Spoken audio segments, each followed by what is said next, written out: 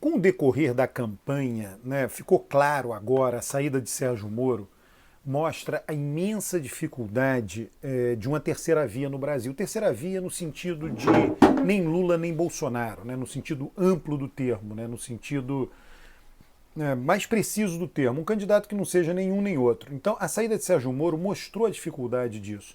O que está acontecendo com Dória, pode ser que Dória seja candidato pelo PSDB, Eduardo Leite não será. Pode ser que Dória venha a ser candidato do PSDB, pode ser que não. Mas se ele for candidato, ele vai ser torpedeado pelo seu próprio partido, por segmentos grandes do partido. Mostra a inviabilidade da terceira via. E falta Ciro Gomes, quer dizer, André Janones. Né? Eu sei que as pessoas que votam em Ciro, né, têm o argumento, não, eu vou votar com a minha consciência, é o único que tem um PND. Enfim, todo mundo tem justificativas. Quem vota em André Janones tem justificativa. Os 1% que votaram na Marina em 2018 tem justificativa. Sei lá, o Cabo Daciolo, né? As pessoas justificavam, né? As pessoas têm suas paixões, né? E cada um considera a sua superior à do outro. Aquele que votou no Cabo Daciolo vai considerar suas razões para votar no Cabo Daciolo superiores, né? As razões completamente superiores às razões das pessoas que votaram em Ciro. Né? Talvez o nosso meio, certamente o nosso meio social vai dar razão ao cara que votou em Ciro, que é mais racional, blá blá blá blá blá blá. Enfim, todas as coisas que a gente sabe. Então, todos aqueles que desejam hoje votar em Ciro e que por algum tempo irão manter o voto em Ciro vão dizer, não, estou votando com a minha consciência. Vão até utilizar outros argumentos. Eleição em 2 turnos, no primeiro turno eu voto em quem eu realmente gosto, quem eu realmente quero. A gente já conhece todos esses argumentos.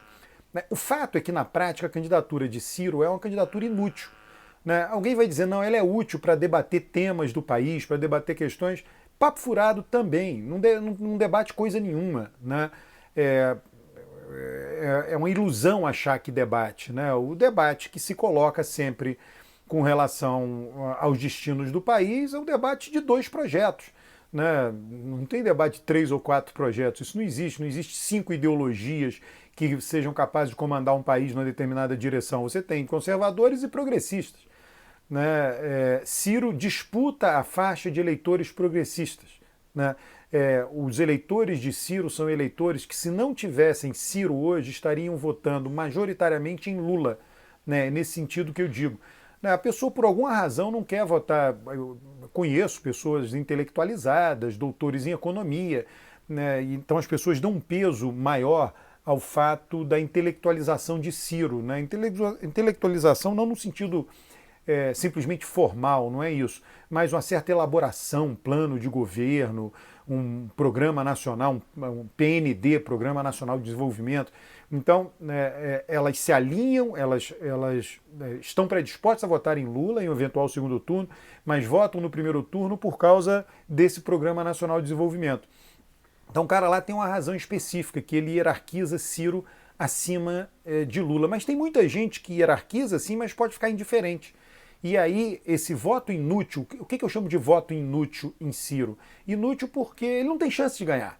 Não vai ganhar. Mesmo que não fosse Lula o candidato do PT, fosse outro, Ciro estaria do jeito que ele está aí hoje. Né?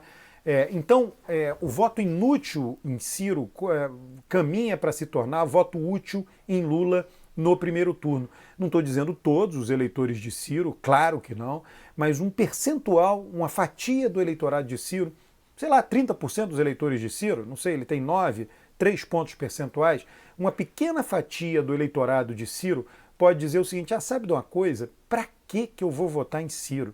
Não vai dar em nada isso. Né? O Lula está na frente, ele tem chance de ganhar no primeiro turno, eu vou votar em Lula. Né? Isso eu estou falando sem supor da parte do PT uma campanha de voto útil, direcionada ao eleitor de Ciro Gomes, com todo respeito. Né? Você pode muito bem, você tem argumentos bons para tentar atrair o eleitor de Ciro Gomes, dizendo, olha, para que o Brasil seja governado com maior, digamos assim, maior união, menos polarização, maior propriedade, é melhor que a eleição seja decidida logo no primeiro turno, falta pouco para decidir no primeiro turno.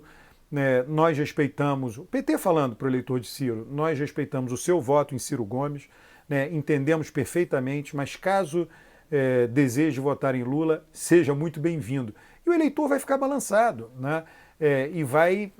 E aí, né, obviamente não será uma propaganda oficial de partido, mas nos diálogos entre militantes, na tentativa de persuasão, quem convive com um cirista, né, que já no primeiro turno decidiu votar em Lula, convivendo com o cirista, vai dizer: para que você vai votar em Ciro?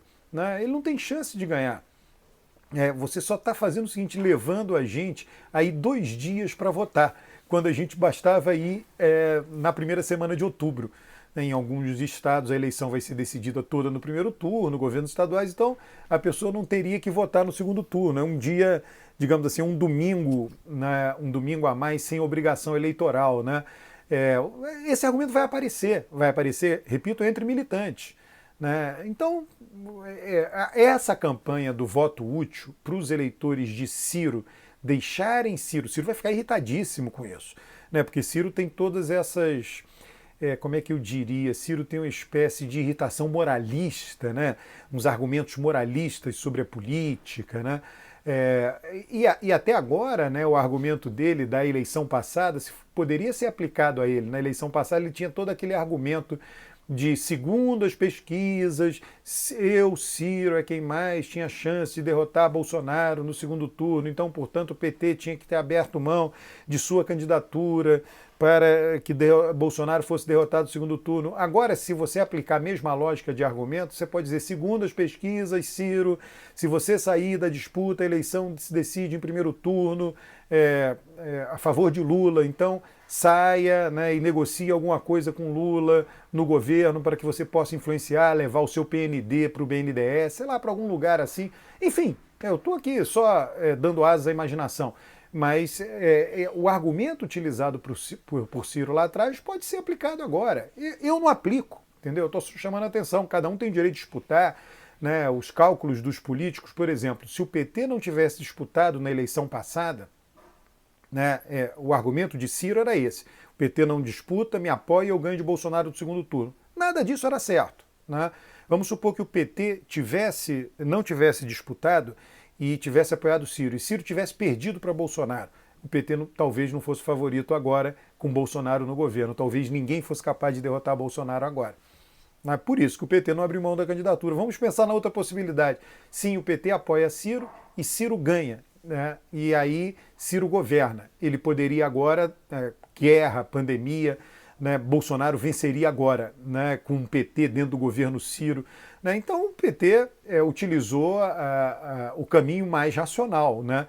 Ele manteve a força política do partido, mesmo em condições adversas, a de 2018, e, sei lá, em função da mudança da conjuntura, ele acumulou forças, se tornou mais forte para vencer a eleição agora de 2022.